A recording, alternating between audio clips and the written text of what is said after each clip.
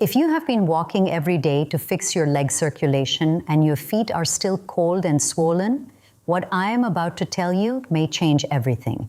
Today we are going to discuss something that frustrates me as a surgeon. Why the most common advice for leg circulation after 60 is actually leaving millions of people worse off. In which session, I walk you through 5 clinical movements that physically push blood back up through your legs in ways that walking was never designed to do. So let me ask you something, and be honest with yourself. Have you been walking every morning, wearing the compression socks, elevating your legs at night, doing everything right, and your feet still feel like blocks of ice? Because I hear this in my clinic every single week, and I need you to know that is not your body failing you. That is the strategy itself having a gap nobody warned you about. And look, I am not here to tell you that walking is bad. Walking is wonderful, but I need you to understand what it cannot do, because that gap is where the real damage quietly builds. What I am about to describe is what we witness in surgical wards every week the downed, and it is the reason I am so passionate about getting this information out.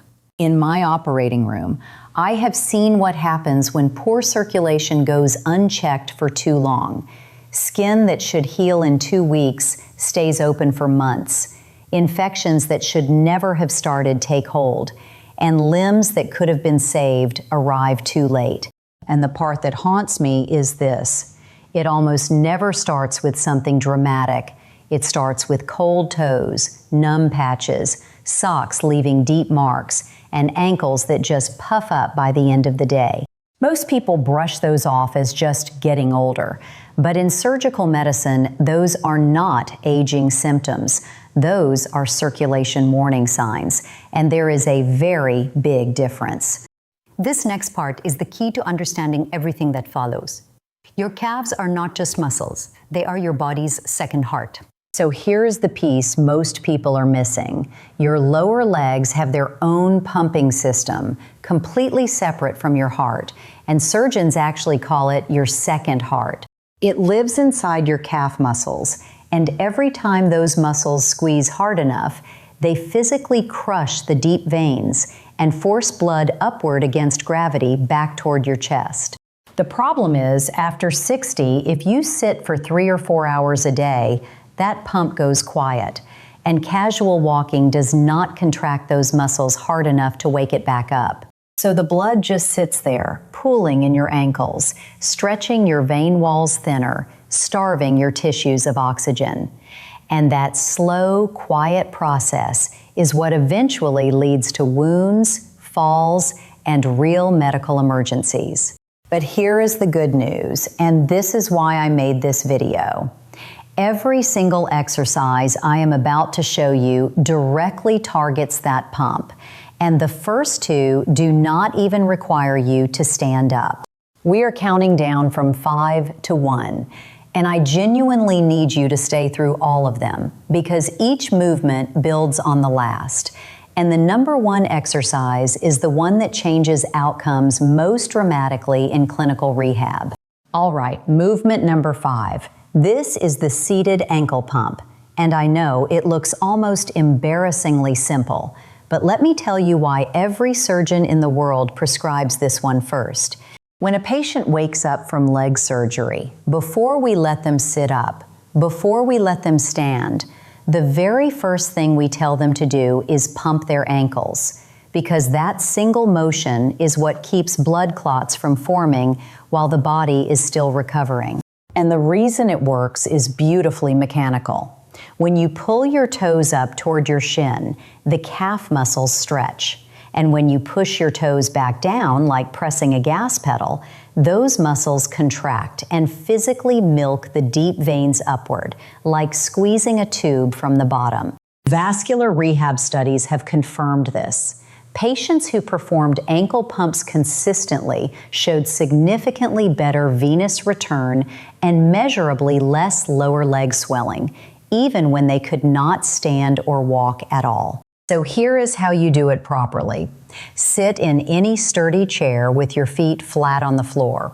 Pull your toes up as far as they go while your heels stay planted. Then press the balls of your feet down and lift your heels like you are slowly stepping on a gas pedal. That is 1 rep. Do 20 to 30 of those, 2 or 3 times a day. And honestly, you can knock these out while watching the news, reading a book, or just sitting at the kitchen table after lunch. And here is how you know it is working. If your feet feel even slightly warmer after a set, that is not your imagination. That is blood finally reaching tissue that has been sitting there oxygen-starved, waiting for that pump to turn on. Now, ankle pumps are the wake-up call. They get stagnant blood moving out of your lower legs, but they do not build the muscle strength needed to keep that flow going when you stand up and move through your day. Movement 4 targets the deep thigh veins that ankle pumps cannot reach, Pim. This is where the system starts truly working as one unit. And that is exactly where movement number 4 comes in, the seated leg extension.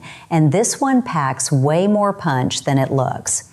A 2024 study in the Archives of Physical Medicine found that seniors who did seated leg extensions with just light ankle weights improved their walking speed by 28% and their stair climbing ability by 45% in 8 weeks. Now, those numbers might sound like fitness stats, but in medicine, walking speed is actually called the 6th vital sign, because how fast you walk after 60 predicts your fall risk, your hospitalization odds, and honestly, how long you are likely to live.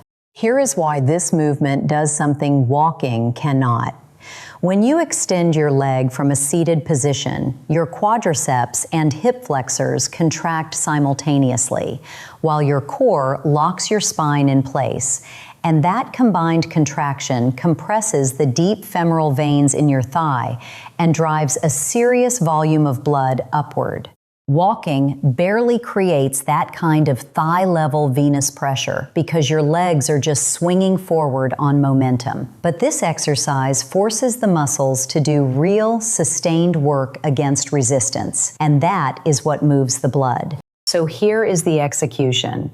Sit with your back pressed flat against the chair. Slowly straighten one leg out in front of you until the knee is as straight as comfortable. Hold that for a solid 2 seconds, then lower it back down with control. Do not just let it drop. 10 to 15 reps on each side. And the one detail that makes or breaks this exercise, keep your back flat against the chair the entire time, because the moment you lean forward, your hip flexors hijack the movement and the deep vein compression benefit disappears. Once this gets comfortable, strap on a 1-pound ankle weight. Even that tiny amount of resistance makes a measurable difference because after 60, your muscles are primed to respond to progressive load. And the research says older adults often gain strength faster than younger people from a low baseline. All right, so now your lower leg pump is active from the ankle pumps. Your upper leg veins are being driven by the seated extensions. But here is the honest truth. Neither of those will save you if the muscle that catches you during a stumble has gone soft. Movement 3 is where everything shifts tau, because this is the first exercise that trains your circulation and your balance in the same motion. And that brings us to movement number 3, the supported calf raise. And this is where circulation training and fall prevention merge into one single motion.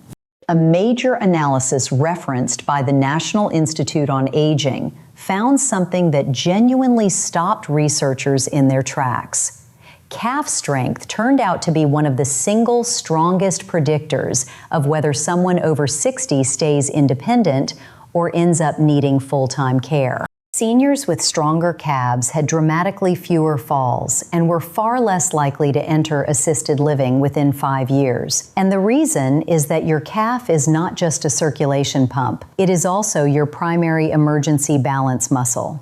Every time you stumble, every time your foot catches a rug or hits an uneven curb, it is your calf that fires first to catch you. And if that muscle is too weak to respond fast enough, down you go. And after 60, one bad fall can change the entire trajectory of your life. Here is how to perform it. Stand behind a sturdy kitchen counter or a heavy chair. Rest your hands lightly on the surface. Then slowly rise up onto the balls of your feet as high as you comfortably can, lifting your heels completely off the floor. Now here is the part most people rush through. At the very top, hold that position for 2 to 3 full seconds, because that pause is where your calf generates maximum venous squeeze pressure, and your ankle balance sensors are forced to fire at their hardest. Then lower yourself back down over a slow count of 3, and do not cheat the descent, because that controlled lowering phase is what builds the fast twitch strength your calf needs to actually catch you during a real stumble. Start with 10 reps and build toward 20 over a few weeks. And if your ankles have been swollen for months with nothing helping, this is often the exercise that finally breaks that cycle, because it does not just move blood temporarily, it strengthens the entire pump infrastructure.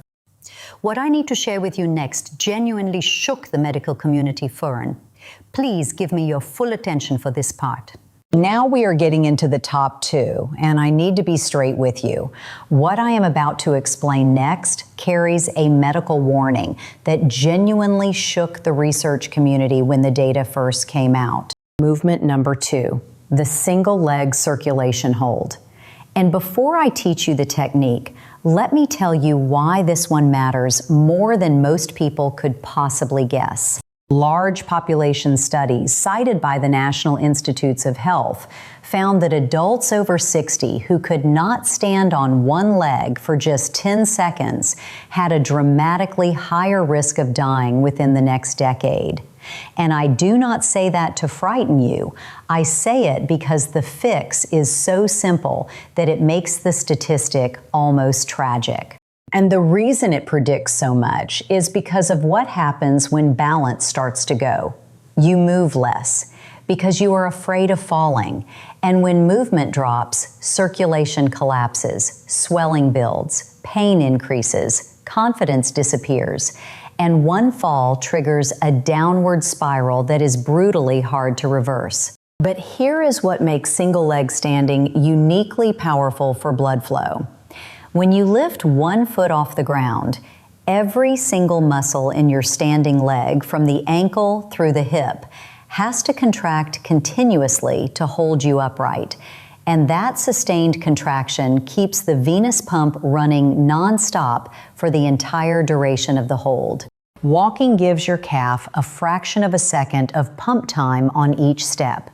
This exercise gives it 20 to 30 seconds of uninterrupted squeeze. And in that time, significantly more stagnant blood gets pushed out of the lower leg than an entire block of walking would achieve.